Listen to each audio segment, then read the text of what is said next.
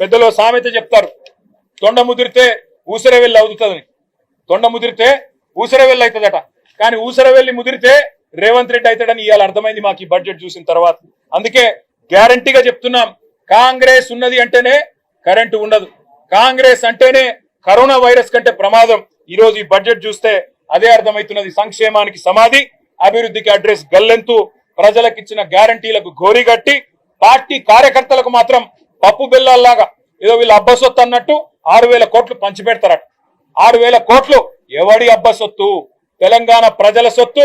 కార్యకర్తలకు ఇస్తాం, కాకరకాయలకు ఇస్తాం అంటే చూస్తా ఊరుకోవడానికి ఈ రాష్ట్ర ప్రజలు సిద్ధంగా లేరు. ముందు ఇచ్చిన మాట నిలబెట్టుకోండి. 6 గ్యారంటీలు 100 రోజులు అనేదైతే డైలాగులు ఊకదంపుడు ఉపన్యాసాలు ఇచ్చినారో అది నిలబెట్టుకోండి. కార్యకర్తలకు 6,000 కోట్లు పప్పు బెల్లాల్లాగా పంచి పెడతామంటే అది యువ వికాసం కాదు, కాంగ్రెస్ వికాసం అవుతుంది, తెలంగాణ వినాశనం అవుతుంది. అందుకే బుద్ధి తెచ్చుకోండి. ఇకనైనా ఢిల్లీకి మూటలు పంపే అలవాట్లు మానుకొని రైతుల ఆత్మహత్యల మీద దృష్టి పెట్టండి.